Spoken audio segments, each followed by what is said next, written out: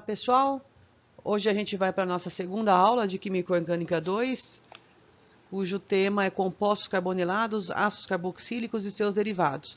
A gente vai ver um pouquinho mais para frente que essas são substâncias carboniladas da classe 1. Eu vou explicar direitinho o que isso significa.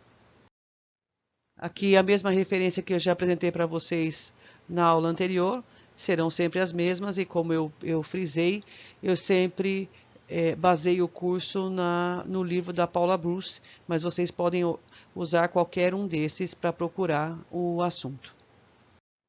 O que são então os compostos carbonilados? Compostos carbonilados são aquelas substâncias que apresentam esse grupo carbonila, que é o grupo que possui uma ligação dupla entre carbono e oxigênio. Uma ligação sigma e pi, e uma pi entre carbono e oxigênio. Quando esse grupo carbonila tem um radical, que a gente chamou aqui de R, ligado ao seu grupo, o nome passa a ser então grupo acila. R implica em qualquer grupo não aromático. Quando este grupo que estiver ligado for aromático, a gente simboliza com essa letra AR. Então, nos dois casos, o grupo carbonila passa a ser chamado então de grupo acila. Na verdade, a gente engloba um outro elemento, né, um outro elemento ao grupo carbonila, que passa a ser chamado então de grupo acila. E conforme está escrito aqui embaixo, os substituintes ligados ao grupo acila vão afetar a reatividade do composto carbonílico. Depende de quem é esse R, depende de quem é esse AR, a reatividade desse grupo pode mudar. E compostos, como eu disse no outro slide, compostos carbonilos da classe 1 são aqueles na qual o grupo que está aqui, o R ou aromático, o grupo que está ligado no grupo acila, ele pode ser substituído por outro átomo ou por outro grupo. Então, compostos da classe 1, nos compostos da classe 1, nós conseguimos substituir esse R ou esse AR por qualquer outro grupo. Apresento aqui para vocês alguns exemplos das substâncias da classe 1. Então, repetindo, né? As substâncias da classe 1 podem ter os seus grupos substituídos, ou seja, por exemplo, esse aqui, ó, ácido carboxílico. Esse ácido carboxílico pode ter o grupo hidroxila substituído por um outro nucleófilo. O éster, o anidrido, veja que o anidrido, aqui está vendo o grupo acila, e a gente pode substituir todo esse outro grupo aqui por um nucleófilo. A mesma coisa com esse cloreto, com esse brometo e aqui com as amidas. Obviamente, a reatividade dessas substâncias vai variar. Alguns vão ser mais fáceis, outros mais difíceis. Mas o que é importante é, todos esses da classe 1 são chamados de derivados de ácidos carboxílicos, porque se vocês olharem aqui, ó, aqui o ácido carboxílico, que é o grupo OH, e todos eles modificam só esse grupo, diferente do OH.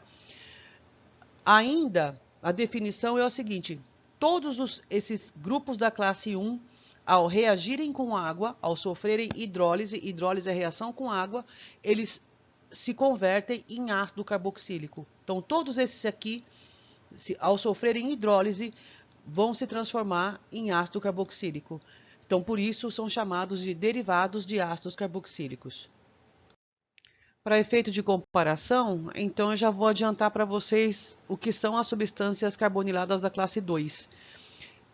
Como está escrito aqui, são aquelas na qual o grupo acila é ligado a um átomo ou grupo que não pode ser substituído. Então, o que acontece? Por exemplo, olha aqui os exemplos de aldeídos e cetonas. O hidrogênio, que seria o grupo de saída, e depois aqui o radical R, são grupos de saída muito ruins. Ou seja, então mesmo que um nucleófilo entre e tente substituir o hidrogênio, ele não vai conseguir, porque o hidrogênio teria que sair na forma de hidreto e esse radical também na forma de um carbânion, que são, digamos assim, muito instáveis. Então essa reação não ocorre. Então, aldeído e cetona são substâncias carboniladas da classe 2, que elas reagem por um outro mecanismo, não esse mecanismo que a gente vai ver hoje nas da classe 1. Antes de apresentar qualquer tipo de mecanismo, eu vou primeiro mostrar para vocês, fazer, na verdade, uma pequeníssima revisão sobre o nome dos compostos, né? Então, começando com os ácidos carboxílicos, sempre lembrar que pela nomenclatura sistemática, a gente coloca a palavra ácido, depois coloca o prefixo para indicar quantos carbonos tem na cadeia, então met, et, prop, but, e depois o final oico. Então aqui só alguns exemplos. E embaixo eu coloquei também o que a gente chama de nomenclatura comum. Então, por exemplo, ácido metanóico é o ácido fórmico, ácido etanóico é o ácido acético. E esses dois são muito famosos pela nomenclatura comum. Então, vocês vão encontrar, inclusive, nos livros. É bastante comum de encontrar isso. Em vez de achar ácido etanóico, a gente sempre vai achar ácido acético. Temos aqui, esse aqui, ó, ácido pentanóico com 5 carbonos e o nome comum ácido valérico. Com 6 carbonos, ácido hexanóico e o ácido caproico, né, que é o nome comum para 6 carbonos. Temos ainda, que mudou pela IUPAC, os ácidos carboxílicos com cadeias fechadas agora, com cadeias cíclicas. Isso mudou um pouquinho na IUPAC. Agora o nome, antes o nome era ácido ciclohexanoico, por exemplo. Agora não. No final se coloca a palavra carboxílico. Então, por exemplo, esse aqui é o ácido ciclohexanocarboxílico. Aqui também, ácido trans 3-metil ciclopentano carboxílico e assim por diante. Então, não tem mais a terminação oico, como era para as cadeias abertas. Agora, coloca-se a palavra no final, a palavra carboxílico. Quanto aos derivados dos ácidos carboxílicos, eu vou passar também para vocês a nomenclatura de forma rápida, mas eu acredito que esse talvez seja novidade para vocês, que são os aletos de acila. Aletos de acila, então, é quando a gente tem um halogênio ligado ao grupo acila. E o nome, então, primeiro é o nome do halogênio, depois o prefixo, dizendo quantos carbonos, e o final, ila. Então, aqui, ó, cloreto de etanoíla. Aqui, brometo de 1, 2, 3, 3-metil, 1, 2, 3, 4, 5, brometo de 3-metilpentanoíla. E aqui, cloreto de ciclopentano-carbonila. A gente coloca, quando for um ciclo, coloca a palavra carbonila no final. Assim como eu mostrei para vocês que o do ácido agora coloca a palavra carboxílico no final. O que é interessante aqui também é a nomenclatura comum. Então, cloreto de acetila. Percebam que toda substância que contiver 2 carbonos e um deles for a carbonila, a gente pode substituir pela palavra acete. Então, por exemplo, ácido etanóico, ácido acético.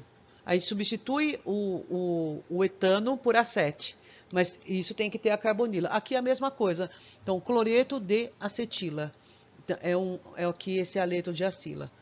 Para os anidrídeos, o anidrido necessariamente é uma molécula que contém 2 carbonilas, está aqui ligada por um oxigênio, ligadas, né, por um oxigênio. Então isso é um anidrido, o anidrido é resultante de 2 moléculas de ácido carboxílico que reagiram e formam o anidrido. E o nome do anidrido é justamente o nome dos ácidos carboxílicos que lhe deram origem. Então, por exemplo, se a gente olha para cada parte do anidrido. Então, se forem o que a gente chama de anidrido simétrico, que é aquele que é proveniente de 2 moléculas idênticas, então ele vai ter o nome do ácido. Então, por exemplo, se isso aqui for o ácido etanóico, então vai ser anidrido etanóico, ou, como ele é mais conhecido, como anidrido acético. Se ele for derivado de ácidos diferentes, então ele seria um anidrido assimétrico, aí o nome também é de cada ácido, e a gente coloca em ordem alfabética. Então vamos supor que fosse ácido etanóico e propanóico, então vai ficar exatamente assim, anidrido, etanóico, propanóico, exatamente assim. Os ésteres são os derivados de ácidos carboxílicos que talvez tenham a nomenclatura um pouco mais complicadinha, que as pessoas costumam reclamar um pouco. Por quê? Porque a gente tem que prestar atenção em dois fatores. Primeiro, a cadeia principal é aquela que contém a carbonila, né? Ou seja, o grupo acila também. Esse grupo acila, essa aqui é a carbonila e este é o grupo acila. E ela contém uma outra parte que é a carboxila. Se a gente olha toda essa estrutura aqui, ó, sem esse R, esse grupo é chamado de carboxila. Quando o R' é substituído por hidrogênio, e temos, portanto, o grupo carboxila. Então, esse oxigênio é chamado de oxigênio da carboxila e este oxigênio é chamado de oxigênio da carbonila. E aí é como se o éster tivesse nome e sobrenome. Primeiro a gente encontra a cadeia principal, que é aquele que contém a carbonila, que está aqui, ó. E depois a outra parte do grupo, que é o que contém o oxigênio da carboxila. Para a cadeia principal, a mesma coisa, só que tem a terminação ato. Então, etanoato. De novo, eu posso trocar a palavra etano por acete, que é a nomenclatura comum. Então, ficaria acetato. Aí sim, então, etanoato de, acetato de, aí sim a gente coloca o nome do radical que está ligado ao oxigênio da carboxila. Então, nesse caso é o grupo etil. Então, aqui tem a terminação, pode acrescentar a letra A, fica etanoato de etila, acetato de etila. Aqui, por exemplo, esse radical é chamado de fenila. Então, aqui seria 1, 2, 3, propanoato de fenila. Temos também os sais de ácido carboxílico, que tem um nome muito parecido com os dos ésteres. A diferença é que aqui esse na carboxila agora tem um metal, então é uma ligação iônica e, portanto, esse grupo é chamado de carboxilato, né? É conhecido como carboxilato. O nome é a mesma coisa, então aqui metanoato de, só que agora aqui o nome do metal, metanoato de sódio, isso é um sal. Aqui, ó, etanoato de potássio, mas a gente viu que com 2 carbonos pode mudar para aceto. Então, acete, então aqui eu escrevi errado, é acetato de potássio. Eu esqueci de falar, quando só tem um carbono, e esse carbono está envolvido na carbonila, o radical MET também pode ser mudado pela palavra forme, na nomenclatura comum. Então, pode ser aqui formiato de sódio. Então, toda vez que for metanoato, também a gente pode substituir por metano, a gente pode substituir por forme. Existem ainda, esse também deve ser novidade para vocês, os chamados de ésteres cíclicos, que são conhecidos como lactonas. E essas lactonas, elas têm uma nomenclatura um pouquinho diferente, que eu trouxe alguns exemplos para vocês aqui, inclusive porque elas são dadas pelas letras gregas, alfa, beta, gama, delta e assim por diante. E sempre começa a ser contado no carbono vizinho ao carbono da carbonila. Então, aqui está o carbono da carbonila, então o vizinho vai ser alfa, beta, gama e delta. Então, são ésteres porque a gente pode perceber aqui, ó, que tem a C dupla O, O. Então, esse é o esse é o oxigênio da carbonila e esse é o oxigênio da carboxila. Então, isso aqui é um éster, né? E como que dá os nomes comuns? Então, aqui a gente pode usar a palavra oxa, que indica o oxigênio. Então, ele fala 2-oxaciclopentanona, e dá a definição, o final ona. Isso pode, que é da lactona, né? Isso pode complicar um pouquinho a cabeça de vocês, então é mais fácil usar, inclusive, a usual, que é aqui, ó, gama-butirolactona. Butiro vem da nomenclatura usual com quatro carbonos. Então, aqui tem 1, 2, 3, 4 carbonos. Valero é para quando se tem 5 carbonos. Então, 1, 2, 3, 4, 5. Então, ó, a letra delta indica aonde que o ciclo foi fechado. Então, foi fechado no carbono 5. Esse aqui, caprolactona. Então, 1, 2, 3, 4, 5, tá vendo? Fechou aqui no quinto carbono. Porém, capro significa que são 6 carbonos. Então, tem um radical aqui. E assim por diante. Eu não vou cobrar essa nomenclatura das lactonas, porque ela ela é mais, como eu disse, a usual é a que é a mais utilizada, a nomenclatura comum, desculpa, é a que é a mais utilizada, mas eu só coloquei aí para vocês saberem que eles existem, né? Que são os ésteres fechados, ésteres cíclicos, são conhecidos como lactonas. Temos ainda as amidas, que é já uma velha conhecida de vocês, e o nome da amida é muito simples, porque é só colocar quantos carbonos, o número de carbonos e o final, no final, o sufixo, a palavra amida. Então, aqui, etanamida, ou de novo, para 2 carbonos, pode mudar para acete. Então, acetamida. Simples assim. Esse é 1, 2, 3, 4. Então, no carbono 4, a gente tem um cloro. Então, fica 4-clorobutanamida. E assim por diante. Então, essas aminas aqui essas amidas são chamadas de amidas não substituídas, né? Agora, quando o nitrogênio tem um outro radical substituído, nós temos de dizer o nome do radical e dizer que ele está no nitrogênio. Então, por exemplo, esse aqui, ó, esse radical é o ciclohexil e ele se encontra ligado ao nitrogênio da amida. Então, por isso esse N maiúsculo, N de nitrogênio. Então, N ciclohexil propanamida. Tem 3 carbonos. 1, 2, 3. Aqui, olha só. Nós temos o radical etil ligado ao nitrogênio e o radical metil ligado ao nitrogênio e o radical etil. Então, em ordem alfabética, fica N-etil, N-metil e aqui 1, 2, 3, 4, 5, pentanamida. No caso das amidas cíclicas, elas também têm um derivado parecido com os ésteres, os ésteres são as lactonas e as amidas são as lactamas, que também são amidas cíclicas. E a mesma coisa, se dá o nome, vou mostrar para vocês o nome comum, e a mesma coisa. Então, utilizam-se as letras gregas para dizer onde que acontece o fechamento da cadeia. Então, alfa, beta, gama e delta. Então, essa aqui, ó, delta, valero, lactama. Delta fechou aqui no carbono 5, né? 1, 2, 3, 4, 5. Gama, butirolactama. Então, também, alfa, beta, gama. Foi aqui que o ciclo fechou no nitrogênio. E aqui fechou no beta. Então, alfa, beta. Fechou aqui. Próprio, que é o usual para 3 carbonos, propiolactama. De novo, isso também, as lactamas, a nomenclatura das lactamas, eu também não vou cobrar, só para vocês saberem que existem.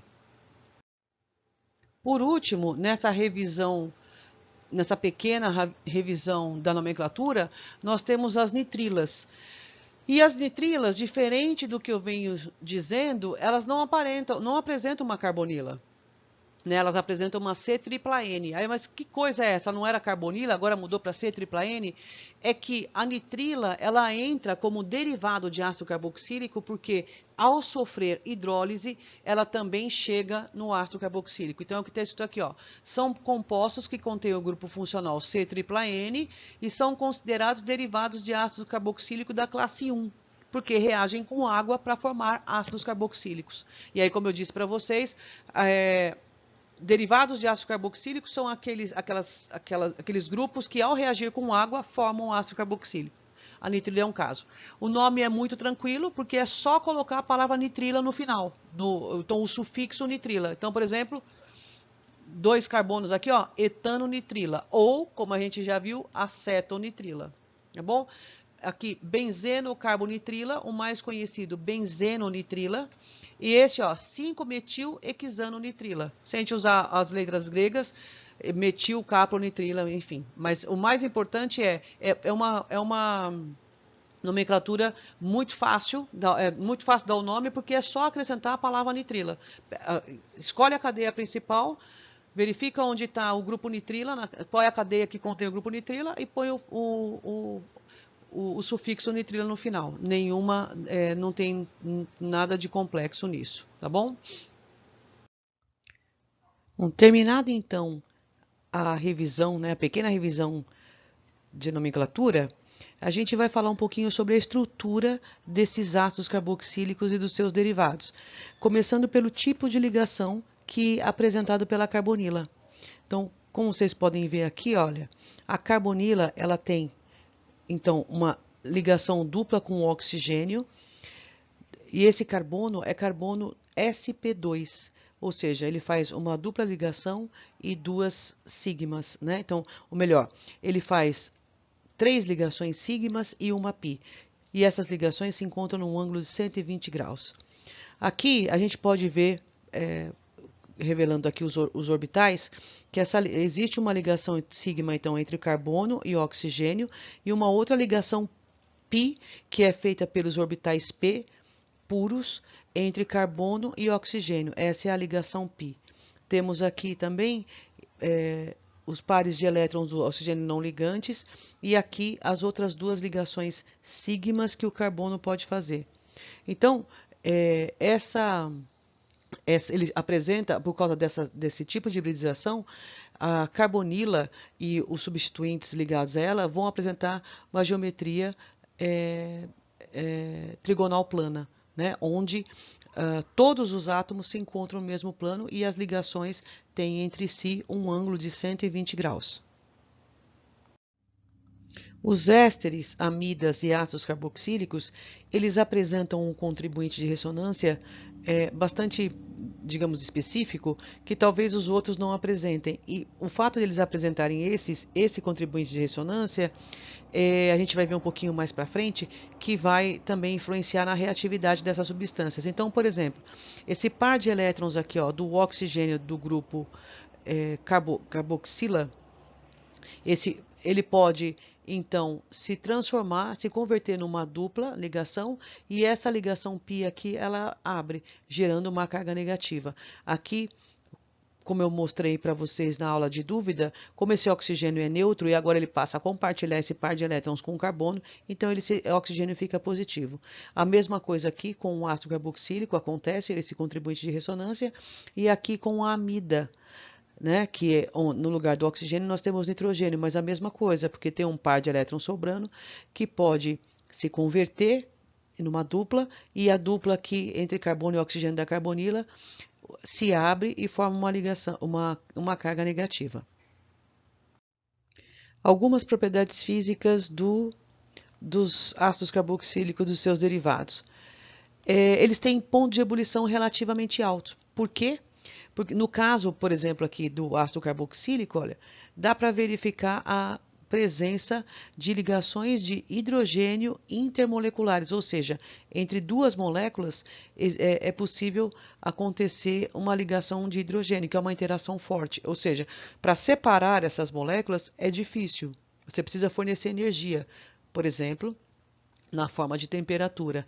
Então, significa que para passar do estado líquido, sólido para o líquido, do líquido para o gasoso, é difícil, precisa fornecer mais energia. Então, isso significa que eles têm pontos de ebulição relativamente altos.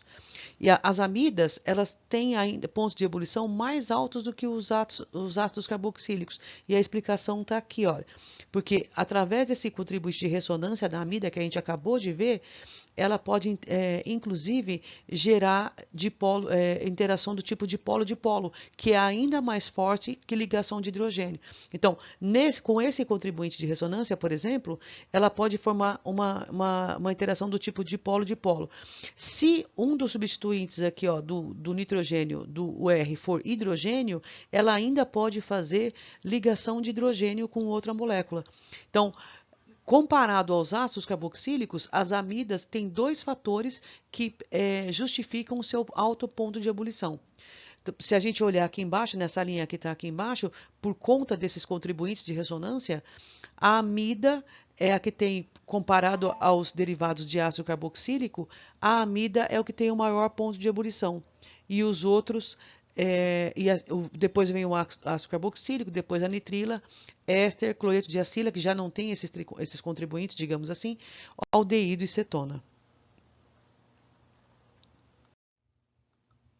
Mas a pergunta que aparece, então, dado que a gente falou já de propriedades físicas, de ácidos carboxílicos e seus derivados, e contribuintes de ressonância, etc., a pergunta que aparece é, mas por que a carbonila reage? Por que se estudar isso?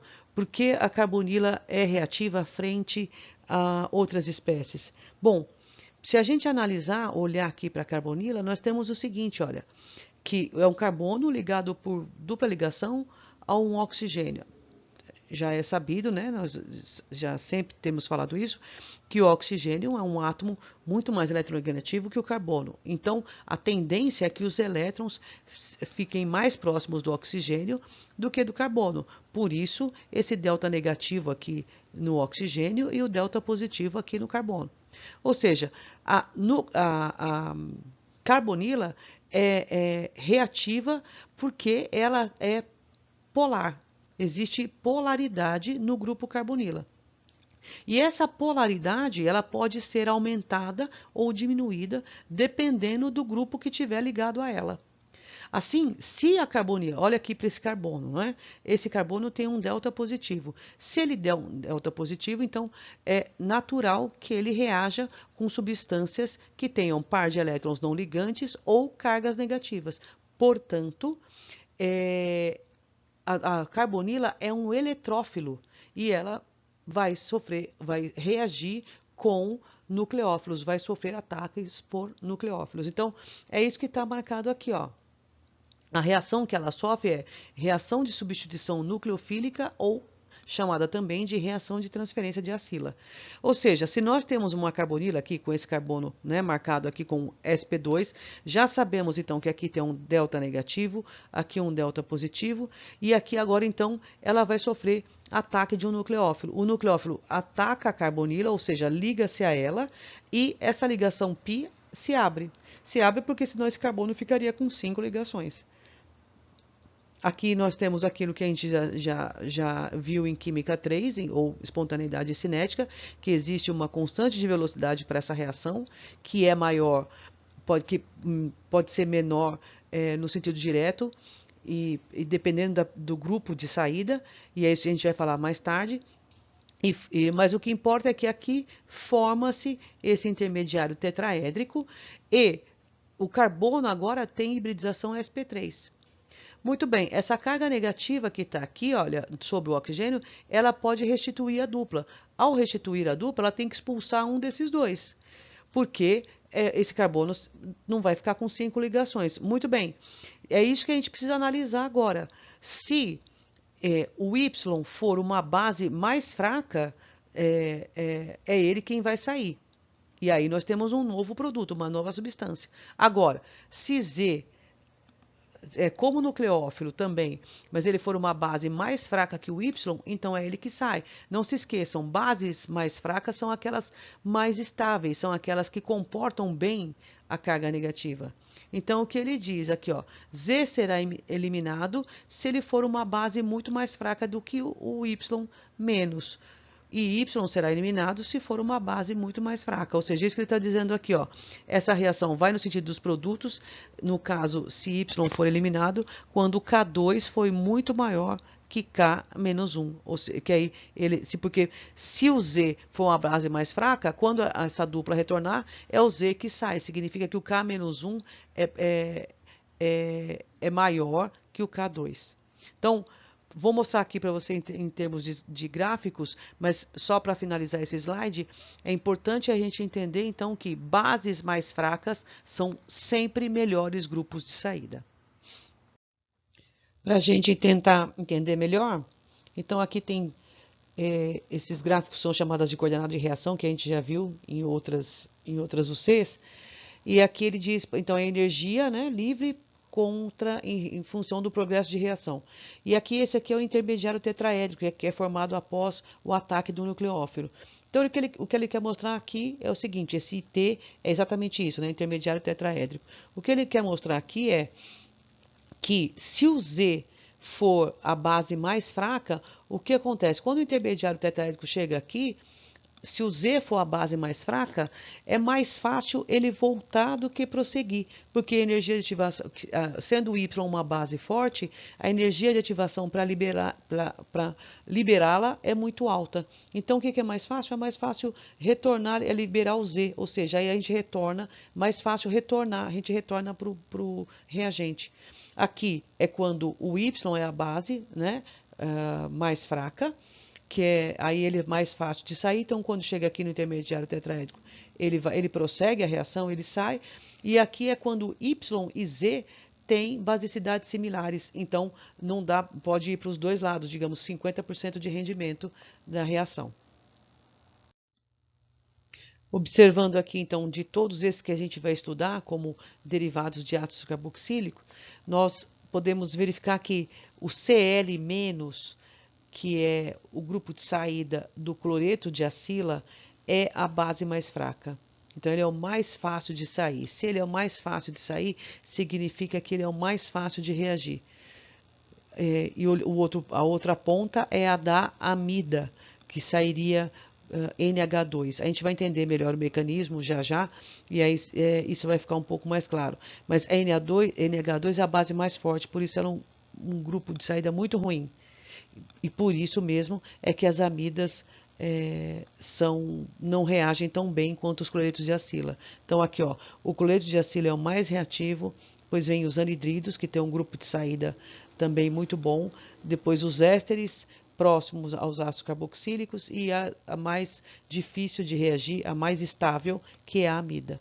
Então, de novo, quanto menor a basicidade do substituinte, ou seja, quanto mais fraca for a base, maior é a reatividade do derivado de ácido carboxílico. Para a gente relembrar um pouco e tentar entender aquela história de base fraca e, portanto, melhor grupo de saída, é só relembrar aquilo que também a gente já viu em espontaneidade cinética ou química 3, que era justamente, por exemplo, o ácido ser forte, né? Então, por exemplo, ácido forte, olha só, o pKa era, quanto maior o ácido, quanto maior a força do ácido, menor o seu pKa. Então, aqui, olha só, menos 9 para HBr, menos 7 para HCl. Isso significa que a base conjugada desse ácido, no caso aqui Cl-, Br-, é muito fraca. Então, de novo, quanto mais forte o ácido, mais fraca a sua base conjugada. Então, e aí isso vai acontecendo, a gente vai verificando que o pKa aqui vai aumentando e o ácido vai se tornando cada vez mais fraco, seguindo os derivados dos ácidos carboxílicos, e vai ficando cada vez mais fraco e, portanto, o grupo de saída vai sendo cada vez mais uma base forte e mais difícil de sair. Então, verifiquem, por exemplo, vamos comparar o Cl, o Cl- que vem do ácido clorídrico, o ácido clorídrico é um ácido forte, então a sua base é muito fraca. Já a água é um ácido muito fraco e, portanto, a sua base conjugada é forte. Por exemplo, esse aqui, vamos ver os derivados de ácido carboxílico da classe 1. Esse aqui, classe 2, grupo carbonila classe 2. Então, como eu disse lá no começo da aula, aldeídos e cetonas. Olha só o pKa do hidrogênio, que é o que vai sair, né? Que é o que sairia. O H-, que é a base conjugada, então é uma base fortíssima, não vai sair. A mesma coisa acontece com um grupo, um alcano, ou um alceno, um alcino também, um alquila. 50 o pKa, ou seja, ácido muito fraco. Portanto, a sua base conjugada é muito forte. É um péssimo grupo de saída. Então, para finalizar, nós temos que observar três fatores que vão nos dizer sobre a reatividade dos derivados de ácido carboxílico, aqueles da classe 1, que eu já vou explicar já o mecanismo. Mas então, primeira coisa, é verificar se esse Y, por exemplo, se ele tem efeito indutivo em eletrocaptor. Se ele tiver, o que vai acontecer? Esse delta positivo aqui do carbono da carbonila vai aumentar, ou seja, essa carga vai ficar cada vez mais positiva, portanto, mais reativo frente ao nucleófilo. Então, se o Y for uma espécie, um elemento, um átomo muito eletronegativo, ele vai puxar os elétrons para ele e isso aqui vai ficando cada vez mais positivo. Esse delta na carbonila vai ficando cada vez mais positivo. De novo, aumenta a reatividade da carbonila. Agora, existe o efeito contrário. Se o Y, então, se ele puder fornecer um par de elétrons à carbonila, e aí, assim, formar os contribuintes de ressonância, como a gente viu para ácido carboxílico, éster e amida, então ele diminui a reatividade dessa carbonila, que é o que realmente acontece. Amidas, ésteres e ácido carboxílico são menos reativos. Um outro fator que a gente acabou de ver no slide anterior, que é muito importante, é se for um bom grupo de saída. Se o Y for um bom grupo de saída, aí ele vai aumentar também a reatividade da carbonila. Ou seja, quanto mais fraca essa base, ou seja, se o Y sendo uma base fraca, ele é um excelente grupo de saída. Então, por exemplo, aqui, ó, essa reação aqui, ó, entre um cloreto de acila e o íon carboxilato. O que acontece? Por que aqui tem uma seta única? Porque isso aqui é um nucleófilo, ele ataca essa carbonila. O oxigênio vai abrir, a dupla do oxigênio vai abrir e depois vai retornar e expulsar o Cl, tá vendo? Ó, expulsou o Cl. Muito bem, o Cl não vai mais atacar essa carbonila, porque se acontecer isso, vai abrir a dupla e quando a carga negativa retornar, é ele de novo que sai, porque ele é sempre o melhor grupo de saída. Então, é isso que ele está dizendo aqui, ó. Esta reação entre o Cl e agora o anidrido formado não acontece. Então, essa reação não retorna para os reagentes porque o Cl é um excelente grupo de saída. Esse slide mostra, então, para a gente o mecanismo de uma substituição nucleofílica ou também conhecido como transferência de acila. Essa substituição nucleofílica, aqui está mostrando o nucleófilo como OH-, né, hidroxila, atacando a carbonila. Então, aqui a dupla abre, né? No mesmo momento em que há o ataque, essa dupla abre e forma uma carga negativa. E depois forma-se esse intermediário tetraédrico. Tetraédrico por quê? Porque aqui era um carbono sp2 que passou para um carbono sp3, né? Por isso, e a gente sabe que o sp3 tem a geometria tetraédrica. Então, essa carga negativa retorna, restabelece a dupla e ela tem que expulsar um dos dois. Como a gente viu, vai sair o grupo que for a base mais fraca, o grupo que for melhor grupo de saída. Neste caso aqui, está mostrando que é o Y, porque o OH a gente já sabe que é uma base forte, então o Y saindo e substituiu o Y pelo grupo OH, tá aqui, ó. Por isso, chamado então de substituição nucleofílica ou transferência de acila, ou seja, o grupo acila foi transferido do Y para o OH. É esse o sentido, né, do nome, da denominação. Muito bem, esse que eu mostrei aqui para vocês é quando um nucleófilo tem carga negativa. Agora, um nucleófilo pode ser neutro, por exemplo, uma molécula de água que tem pares de elétrons não ligantes. A água pode funcionar como nucleófilo, então ele ataca a carbonila. A mesma coisa, aqui o equilíbrio, estabelece o equilíbrio para atingir o intermediário.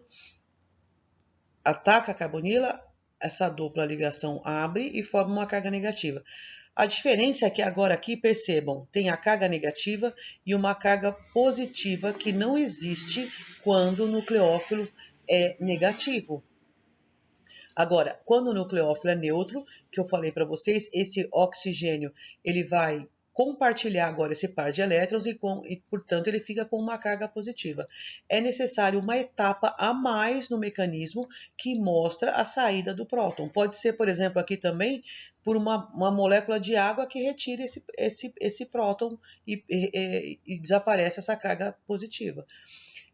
Quando isso acontece, então, remoção do próton por uma base, de novo, tem uma etapa a mais do que teria nesse mecanismo. Aí, então, a gente chega ao intermediário tetraédrico como esse aqui. Então, aqui a carga negativa restitui a dupla e aí, então, elimina-se o Y, que é o melhor grupo de saída. Esse é o mecanismo geral para a substituição nucleofílica ou transferência de acila. É o mecanismo geral para todos os grupos da classe 1. Todos os grupos que são derivados de ácidos carboxílicos. É esse o mecanismo geral para essas reações, para a reação desse grupo da classe 1.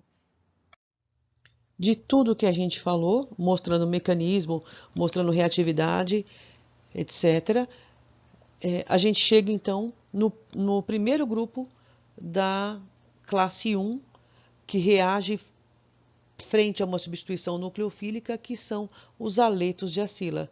O aleto de acila, por exemplo, esse aqui é o cloreto de propanoíla, né?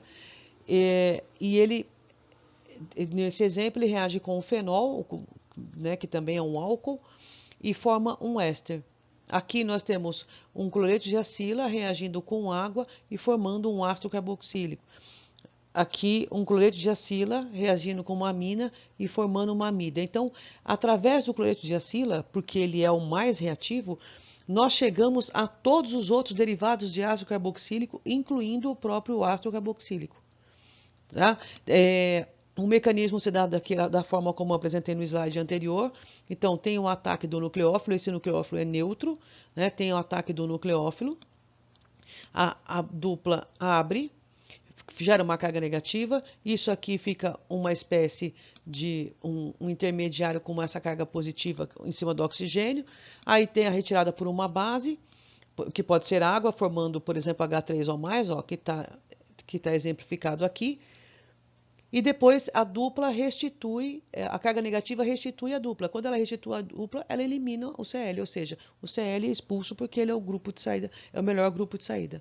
Então, nos casos do cloreto de acila, essa reação é muito fácil, ela é tão reativa que às vezes precisa ser feita, até o frasco tem que estar em banho de gelo, porque libera muita energia. Então, é uma reação perigosa, precisa ser feita em condições brandas, para que não haja nem perigo nem de explosão, por exemplo. Então, de novo, repetindo, através do cloretos de acila, ou aletos de acila, né? Quando ele reage com álcool, nós formamos um éster. Quando ele reage com água, nós formamos ácido carboxílico. E quando ele reage com amina, nós formamos amida. Para que vocês se familiarizem melhor com o mecanismo. Então, agora eu coloquei aqui o mecanismo para conversão de um cloreto de acila em um anidrido. Para formar um anidrido, a gente reage então com esse íon aqui, que é o carboxilato, que eu apresentei para vocês, que pode ser na forma de sais de ácido carboxílicos. Então, isso aqui pode ser carboxilato de sódio, que não está escrito aqui o sódio, porque o sódio não participa da reação.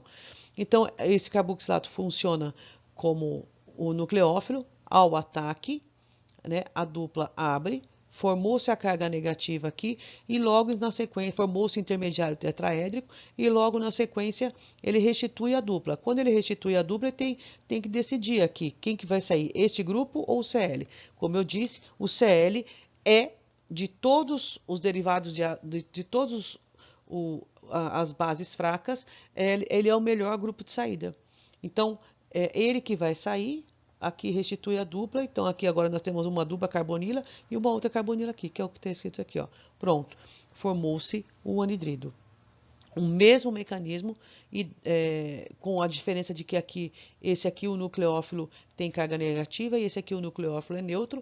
Então agora o cloreto de acila reagindo com álcool, nesse caso aqui o metanol, ao ataque nucleofílico, a dupla abre. Agora, aqui, ó, gerou uma carga positiva, então nós temos que mostrar a etapa da base retirando esse próton.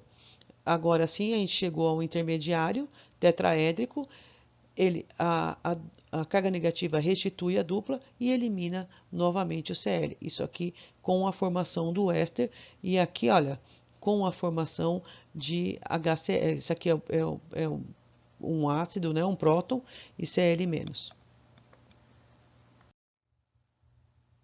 Continuando, como a gente estava vendo as reações de aletos de acila, agora aletos de acila reagindo com amina ou também com amônia para formar amidas. Nesse caso, a diferença é que a gente sempre tem que colocar 1 mol a mais da amônia ou da amina para a reação acontecer. Aqui, por exemplo, ó, eu tenho aqui o aleto de acila reagindo com amônia, ele vai formar a amida, né, porque vai eliminar Cl, e aqui eu sempre coloco 1 mol a mais do reagente inicial, nesse caso amônia, para que essa amônia reaja com esse ácido clorídrico aqui formado, porque se isso não acontecer, Como essa amida pode funcionar como base, esse próton vai entrar aqui, né, no NH2, vai formar NH3+, e Cl-. Então, em vez de uma amida, nós vamos formar um sal. Portanto, para evitar isso, é que se coloca um mol a mais da amônia. Então, toda vez que for na formação de amida, é preciso colocar um mol a mais da amina ou amônia, que é o reagente. Aqui é a mesma coisa, olha só.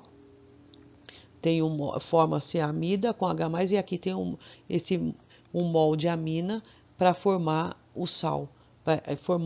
Porque aqui essa amina reage com HCl. A amina é uma base, reage com ácido para formar sal. Né? E aqui o mesmo raciocínio. Agora a pergunta tem aqui, ó. Aminas terciárias não podem formar amidas. Por quê? Vou mostrar para vocês no próximo slide em que eu escrevi o mecanismo da formação de amida. Está aqui, então, a reação de um aleto de acila com uma amina para formar uma amida. Como eu disse ali no slide anterior, é preciso colocar um mol a mais. E a gente vai ver agora exatamente o motivo. Então, começa-se com a amina, que tem o nitrogênio da amina, tem um par de elétrons sobrando, então ele funciona como nucleófilo, ataca a carbonila, a dupla abre e forma aqui a carga negativa. E aqui, olha, o nitrogênio, portanto, que fazia 3 ligações, ele passa a fazer 4, porque ele compartilhou esse par de elétrons, então ele tem uma carga positiva. Nós temos, então, uma base no meio que retira esse próton. Aqui é a resposta para a pergunta por que aminas terciárias não reagem. Por que elas não reagem? Porque aqui, olha, aminas terciárias não tem próton sobrando, não tem próton para ser retirado. Então, o que vai acontecer? Ela vai formar aqui a carga positiva, mas como não tem próton para ser retirado, assim que a carga negativa restituir e formar a dupla, esse grupo que é positivo é um melhor grupo de saída que o cloro. Então, certamente ele vai sair. E aí a reação não acontece. Em vez do cloro sair, é esse grupo que sai porque ele é positivo. Grupos positivos são ótimos grupos de saída, né? Porque eles saem e ficam neutros. Então, a amina terciária não tem esse próton para ser retirado. Por isso que ela não reage.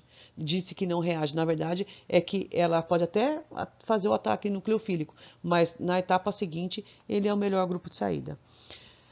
Muito bem, então, com a retirada do próton, nós temos aqui o intermediário tetraédrico, a dupla restitui e manda o Cl embora, né? Que é o melhor grupo de saída. Aí aqui é a importância de se ter um mol a mais na reação. Na verdade, coloca 1 mol de aleto para 2 de amina. É assim que a gente faz. Então, 1 mol a mais aqui, que já existia na reação, para quê?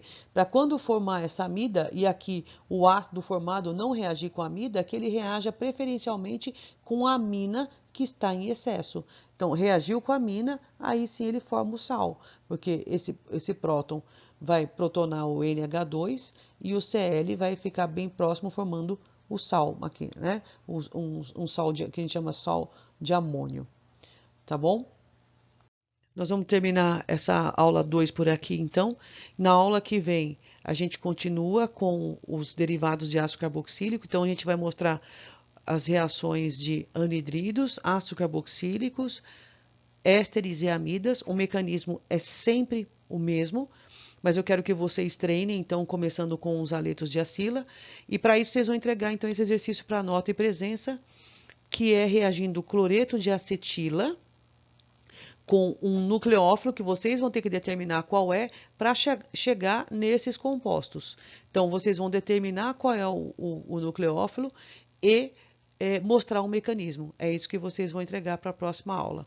Até lá, então, um abraço.